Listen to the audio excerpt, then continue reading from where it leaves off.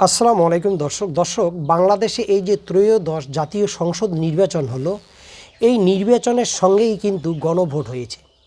অথচ নির্বাচনের পরে যখন বিএনপি ব্যাপক সংখ্যাগরিষ্ঠতা পেল, যদিও বিএনপির এই ভূমিধস বিজয়কে নিয়ে অনেকের মধ্যেই প্রশ্ন আছে যে বাংলাদেশে নির্বাচনের পূর্বে যে জামাত জোটের পক্ষে যে গণজোয়ার তৈরি হয়েছিল, সেই গণজোয়ারের প্রতিফলন কিন্তু নির্বাচনে দেখা যায়নি।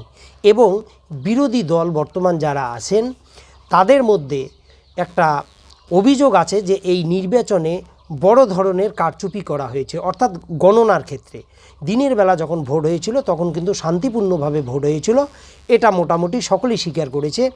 কিন্তু যখন ভোট গণনা হচ্ছিল, একটা সময়ে ভোটের গণনাকে থামিয়ে দেওয়া হয়, অর্থাৎ ভোটের গণনা হচ্ছিল কিন্তু ভোটের গণনার ফলগুলো কী হচ্ছিল, প্রায় 2-3 ঘন্টা একেবারে চুপচাপ ছিল।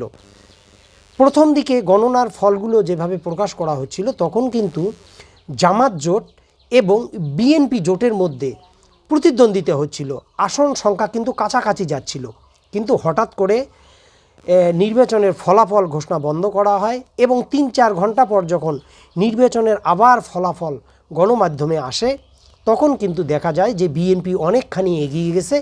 এবং এই জায়গাটাতেই কিন্তু জামাত জোটের কিন্তু তীব্র আপত্তি আছে এবং এটা নিয়ে তারা সম্ভবত আদালত পর্যন্ত গেছেন, যদিও তারা বিরোধী দলের ভূমিকা পালন করবেন।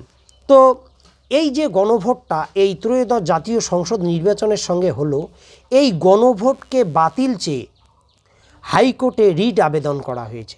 তো দর্শক, এই জাতীয় সংসদ নির্বাচনের সঙ্গে এবং জুলাই সনদের সঙ্গে এবং 24 জুলাই আগস্টে শেখ হাসিনার বিরুদ্ধে যে গণবিক্ষোভ তৈরি হয়েছিল, যে গণ আন্দোলন, যে গণ অভ্যুত্থান হয়েছিল, এই যে বিষয়গুলো হয়েছিল, এই গণভোট যদি হাইকোর্ট বাতিল ঘোষণা করে, যে গণভোটের পক্ষে শুধু জামাত এনসিপি ভোট চায়নি, বরং একটা সময় গিয়ে তারেক রহমান পর্যন্ত নির্বাচনী প্রচারে এই গণভোটের পক্ষে কিন্তু তিনি ভোট চেয়েছিলেন।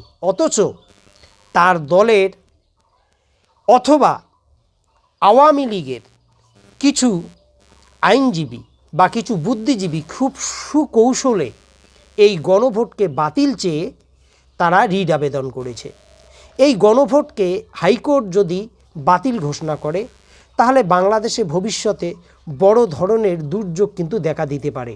এর মধ্য দিয়ে বাংলাদেশে যে নির্বাচনটি হলো এবং এই যে 2024-এ শেখ হাসিনার আমলে যে নির্বাচনটি হয়েছিল, এই নির্বাচনটি যদিও আওয়ামী লীগ নিজেদের মধ্যে করেছে এবং এই নির্বাচনকে আমিডামি নির্বাচন বলা হয়, তারপরেও আন্তর্জাতিক মহল এই নির্বাচনকে কিন্তু গ্রহণযোগ্যতা দিয়েছিল এবং শেখ হাসিনার সঙ্গে মার্কিন যুক্তরাষ্ট্র, ভারত সহ, চীন সহ বিশ্বের প্রভাবশালী দেশগুলো কিন্তু শেখ হাসিনাকে স্বীকৃতি দিয়ে তার সঙ্গে কিন্তু সম্পর্ক গড়েছিল এবং মোটামুটি এই সরকারটা কিন্তু ঠিকই ছিল। যদিও বিরোধী যে দলগুলো ছিল জামাত এবং বিএনপি, তারা এই নির্বাচনটিকে মেনে নেয়নি, বর্জন করেছিল, কিন্তু আন্তর্জাতিকভাবে বড় ধরনের কোনো প্রশ্নের মুখোমুখি কিন্তু এই আওয়ামী লীগ সরকার কিন্তু হয়নি। কিন্তু আওয়ামী লীগ সরকার এই যে 2024-এ যে নির্বাচনটা হলো, 5 বছর পরে যদি আর একটা নির্বাচন হতো তাহলে সেটা কিন্তু 2029-এ হতো। কিন্তু 2024-এর 2 আগস্টে যে গণবিক্ষোভ এবং গণ আন্দোলন, গণ অভ্যুত্থান হয়, এই আন্দোলনের ফলে কিন্তু শেখ হাসিনা সরকারের পতন ঘটে।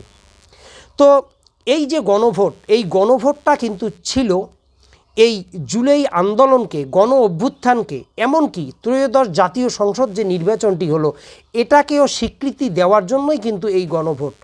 এই গণভোটকে যদি বাতিল করা হয়, তাহলে আগামী দিনে এই বাংলাদেশের যে বর্তমান সরকার এবং বিগত যে অন্তর্বর্তীকালীন সরকার এবং এই যে গণ আন্দোলন, গণ অভ্যুত্থান হয়েছিল, এইটার সঙ্গে যারা যুক্ত ছিল, আগামী দিনে সেটা 10 বছর পরে, 20 বছর পরে যখন আওয়ামী লীগ সরকার কোনো দিন বাংলাদেশের ক্ষমতায় আসবে, সেদিন কিন্তু এই যে নির্বাচন, এই যে অন্তর্বর্তীকালীন সরকার, এই টোটাল বিষয়গুলোকে কিন্তু সেদিন অবৈধ ঘোষণা করতে পারে এবং এগুলোর সঙ্গে যারা যুক্ত ছিল তাদেরকে কিন্তু বিচারের মুখোমুখি করতে পারে। এই ধরনের একটা পথ কিন্তু খুলে যাবে।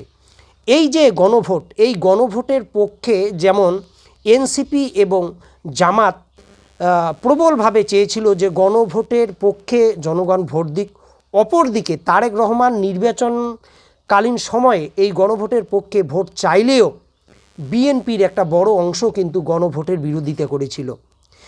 তো এই যে গণভোটের বিরোধিতা করার মধ্য দিয়ে এবং গণভোট যদি কোনোভাবে বাতিল করে এই সরকার, তাহলে এই সরকার নিজেকেও কিন্তু বাতিল করবে। কারণ তারা যদি সংবিধানের কথা বলে যে সংবিধানে গণভোটের কথা বলা নাই, তাহলে সংবিধানে কি অন্তর্বর্তীকালীন সরকারের কথা বলা ছিল, গণ অভ্যুত্থানের কথা বলা ছিল? যে ইলেকশনটা, যে নির্বাচনটা 2029 সালে হওয়ার কথা, সেটা কি 2026 সালের এই ফেব্রুয়ারি মাসের 12 তারিখে হওয়ার কথা ছিল? তো দর্শক, এই টোটাল বিষয়গুলো কিন্তু প্রশ্নের মুখোমুখি হবে। তো দর্শক, এই বিষয়ে আপনাদের কি মতামত অবশ্যই কমেন্টে লিখবেন।